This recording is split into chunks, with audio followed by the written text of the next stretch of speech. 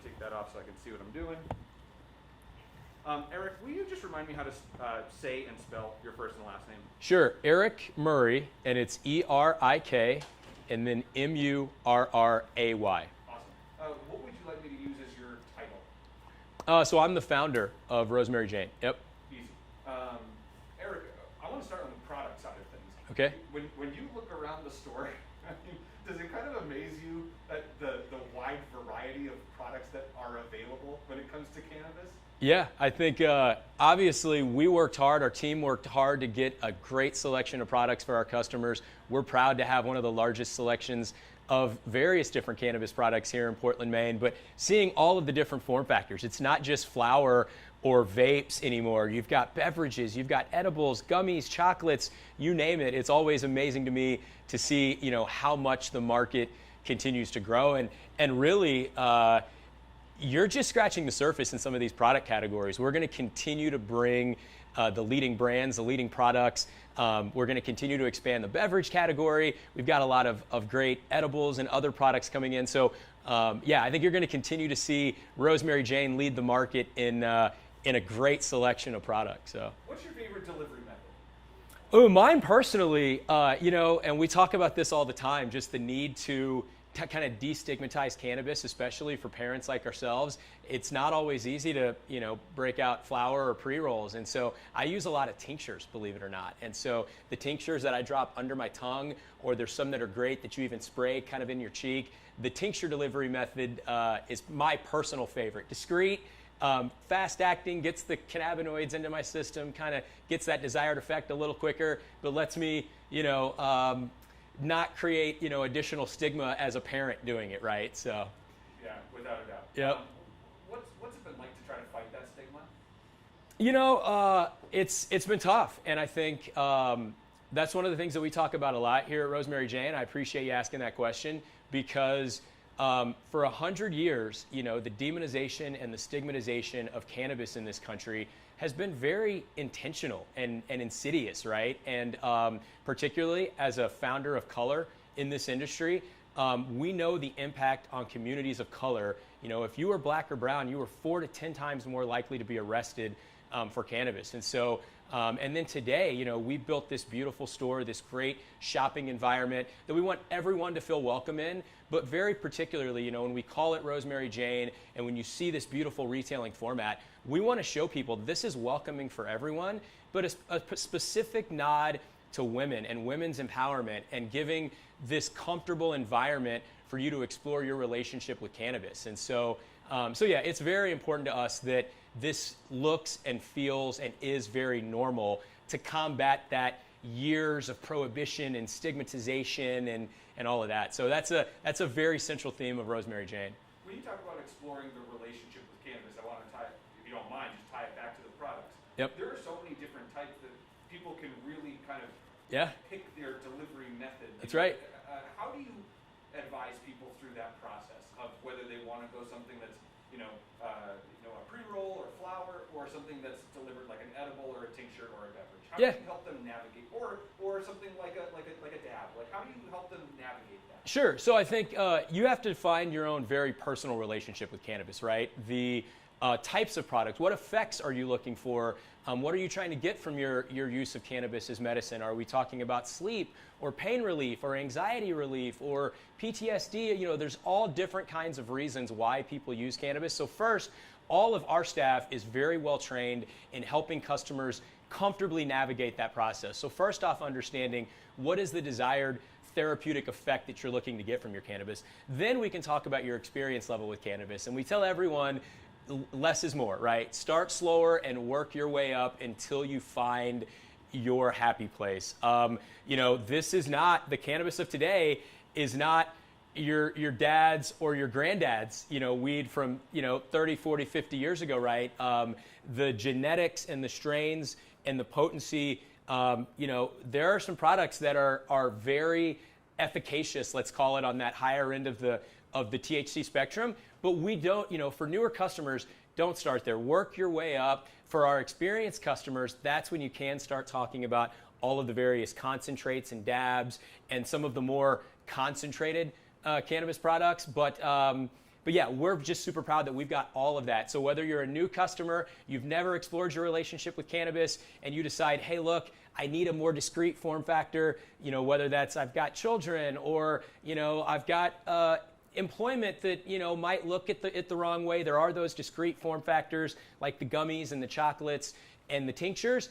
And then, of course, we've got, the flowers and the vapes and the cartridges. But really, super proud for our experienced cannabis lovers. We do have a great selection of batters and shatters and concentrates. So we've really got something for everybody.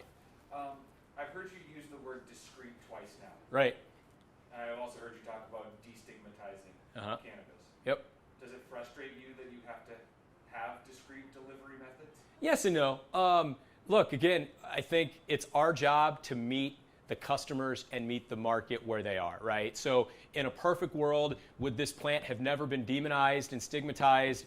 And would we be having a different conversation? Would cannabis be as acceptable as alcohol or coffee with caffeine or, the wide proliferation of pain medications?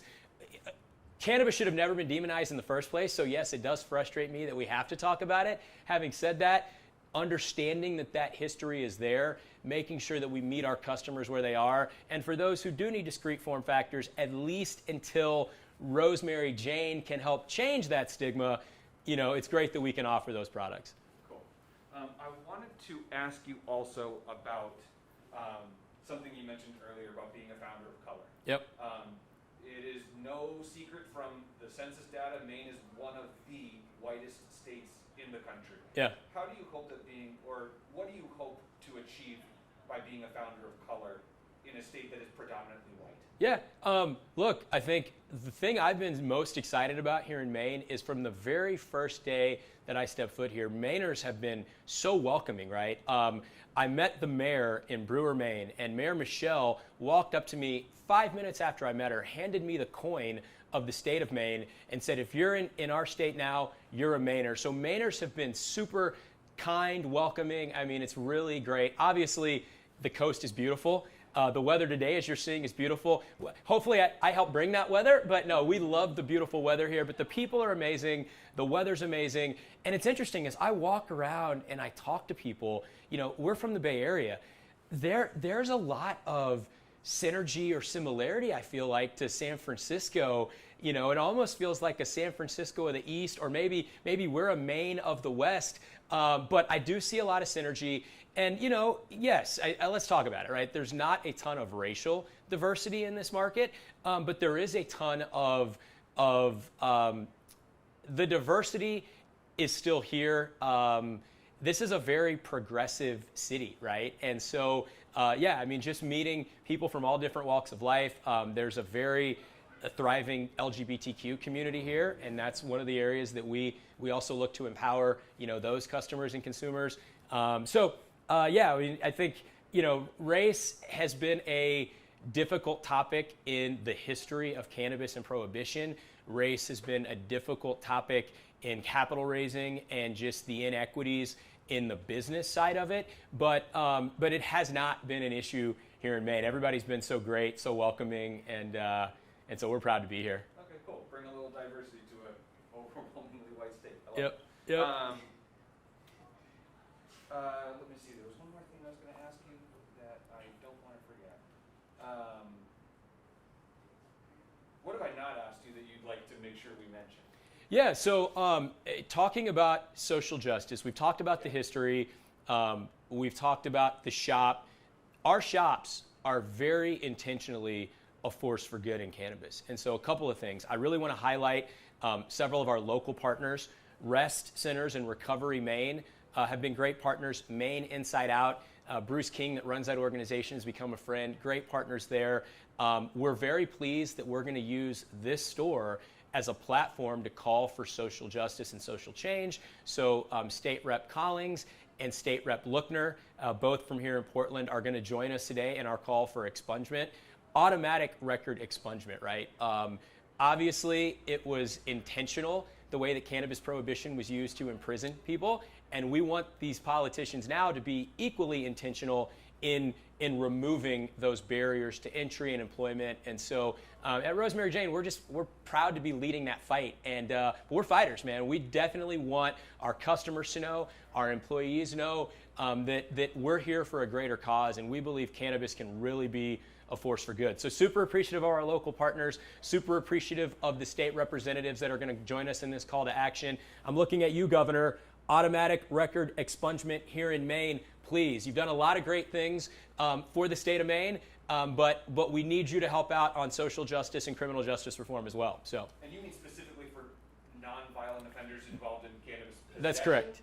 Or look, non-violent cannabis offenders, whether it's possession with intent, these laws were written to over-criminalize something that never should have been criminalized in the first place. And so, we certainly don't want to draw barriers and say, oh, it was only simple possession, because as we know, simple possession, whether that's a tiny amount or a slightly less tiny amount, was used and often trumped up into bigger charges than they really were. So anyone with a non-violent cannabis offense, now that the plant is legal here in this state, if you have a non-violent cannabis offense, it should be automatically expunged. Why continue the harms of a failed war on drugs?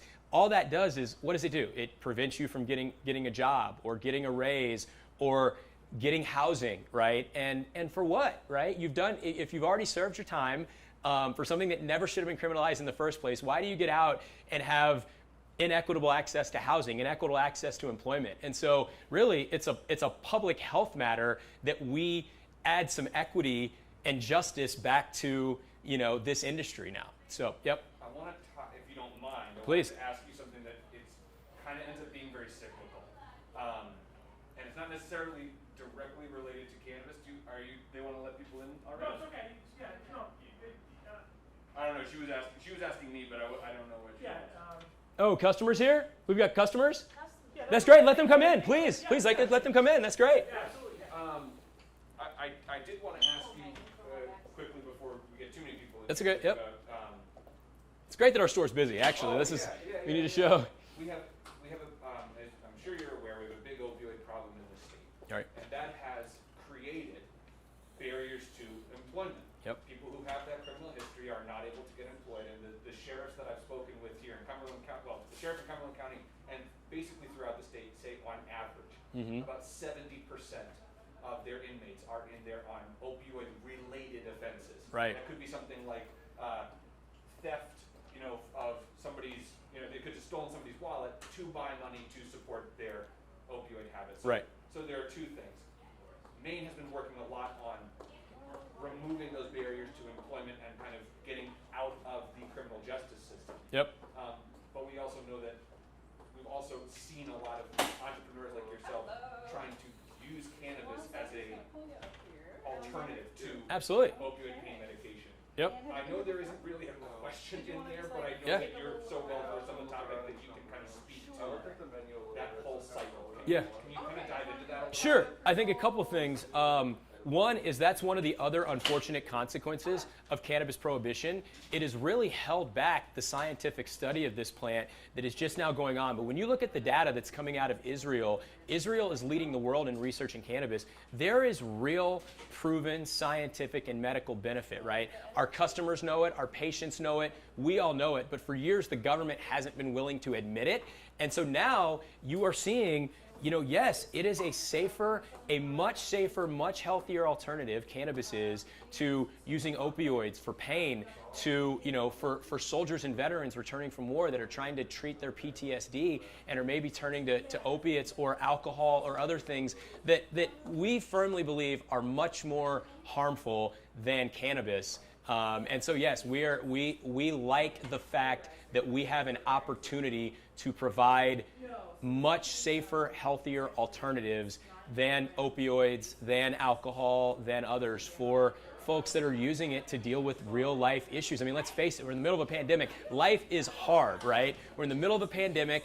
We're in the middle of an opioid epidemic. We're in the middle of all of these difficult things, political tension, life is hard, right? Cannabis makes that better for a lot of people. For a lot of adults, though, we do firmly believe that this is an adult use substance. There are some cases and some studies where for medical, for children with very specific medical disorders, like intractable epilepsy, there are some pediatric cases and some science that are coming out, but for the sake of this conversation, this is an adult use substance, and we believe that all adults should have access to the healing powers of the plant, particularly, yes, over opioids and other things, but the pharmaceutical industry doesn't want you to believe that, right? And so we're here to hopefully try to change that. Yeah. I'm going to put things on pause. Okay. You answered all of my questions, and Yes, that's great. Yeah, this is great. Customers in the shop. Awesome. Can I?